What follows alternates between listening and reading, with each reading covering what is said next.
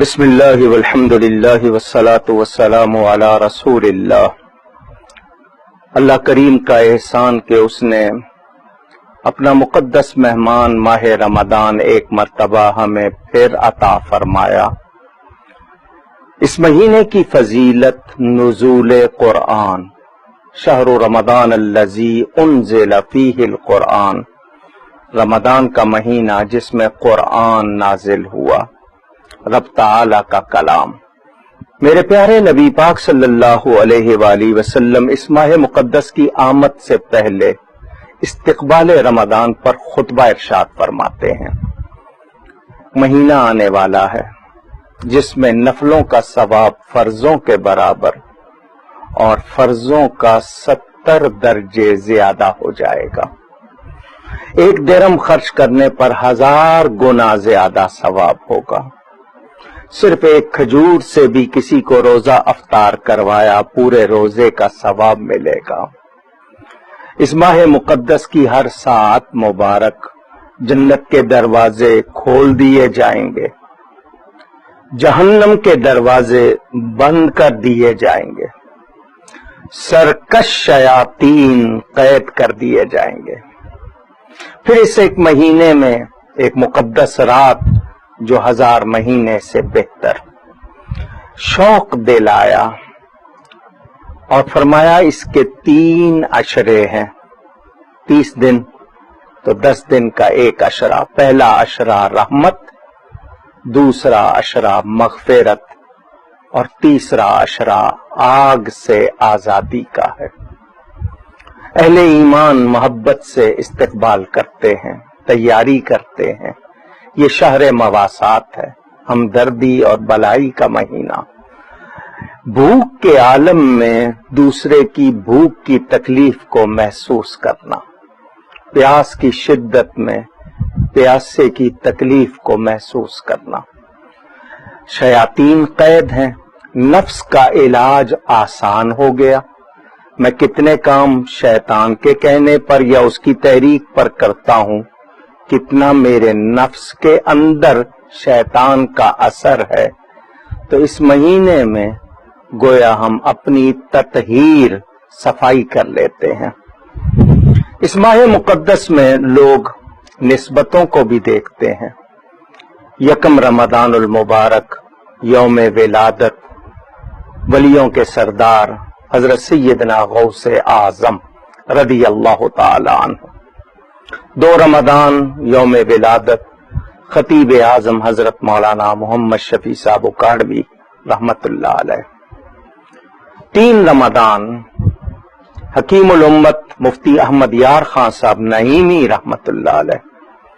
اور اصل میں 3 رمضان مخدومہ کائنات ام السادات سیدۃ نساء العالمین و نساء الجنہ، تمام جہانوں کی اور جنت کی عورتوں کی سردار حضرت سیدہ فاطمہ زہرا سلام اللہ تعالی علیہا و رضی اللہ تعالی عنہا کا یوم وصال۔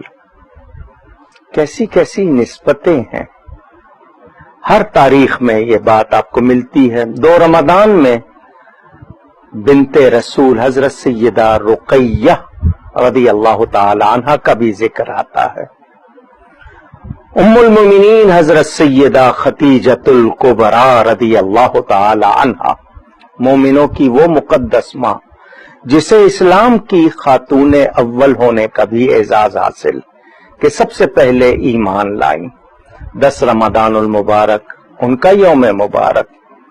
پھر یوم باب الاسلام، سندھ کی سرزمین پر اسلام کا عالم جھنڈا بلند ہوا۔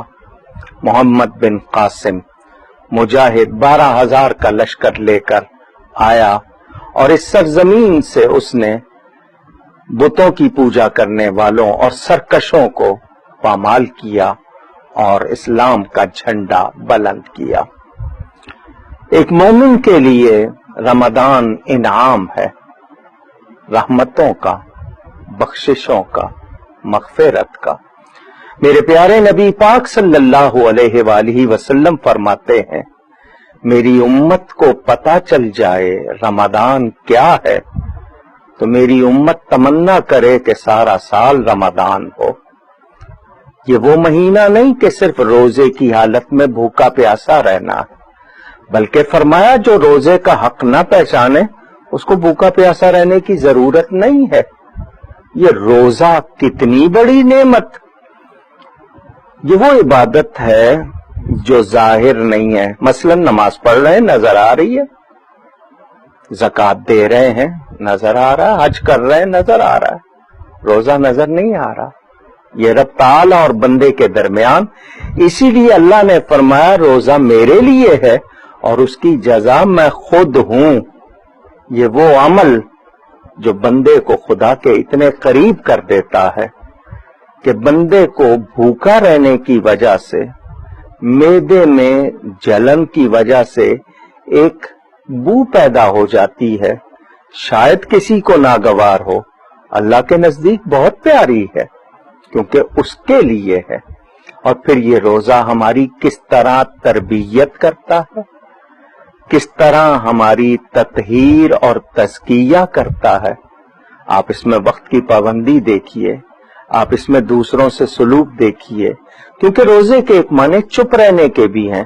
ہم اپنی زبان کو لغو کلام سے روک لیتے ہیں، پھر ہم لڑتے اور جھگڑتے نہیں ہیں۔ ذرا اندازہ کیجئے یہ ایک مہینہ پورے سال کے لیے کیسا تیار کر دیتا ہے۔ ہم سے سال بھر میں کمی کوتاہی ہوتی ہے، رمضان پھر آ جاتا ہے، پھر ہماری صفائی ہو جاتی ہے۔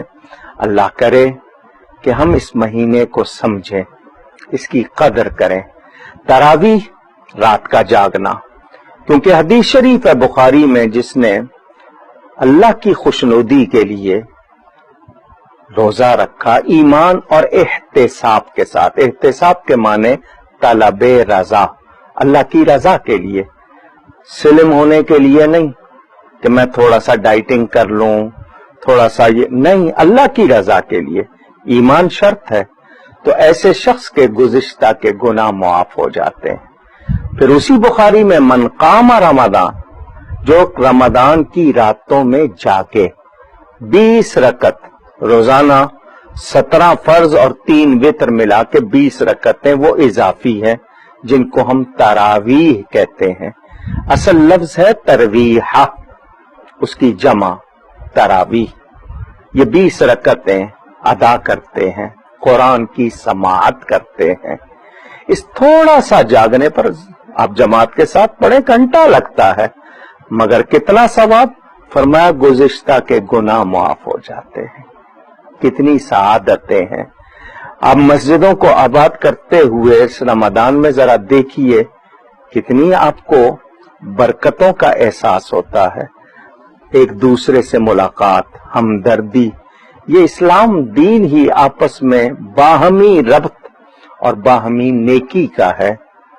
کوشش کریں اس مہینے میں اپنی بخشش کروا لیں، ورنہ اس شخص کے لیے جبریل امین نے یہ دعا کی تھی کہ جو رمضان پائے اور اپنی بخشش نہ کروائے وہ ہلاک ہو جائے، برباد ہو جائے۔ اور اس دعا پر رسول کریم صلی اللہ علیہ وسلم نے آمین فرمائی۔ آمین کا مطلب ایسا ہی ہو۔ کتنی بڑی بدبختی ہوگی کہ ہم رمضان پا کر خود کو بخشش کا مستحق نہ بنا سکیں۔ ایسا نہیں ہونا چاہیے۔ آئیے ہم سب کوشش کریں، یہ مہینہ ملا ہے تو اس میں رب تعالی کو راضی کر لیں، اپنے آپ کو بخشش کا اہل بنائیں۔ اللہ تعالی اس کی ہر ساعت ہمارے لیے مبارک فرمائے۔ ہمیں تو یہ پاکستان بھی ماہ رمضان میں ملا ہے، یہ بھی اللہ کا انعام۔ اس وطن کی خدمت کریں، اپنے ارد گرد کے ماحول کو درست کریں۔ جس طرح اندر اجلا کر رہے ہیں باہر کے ماحول کو بھی اجلا کریں۔ جس طرح زبان کو سنبھال رہے ہیں اسی زبان کے میٹھے بول سے دوستیاں بنائیں، نفرتوں کو مٹائیں۔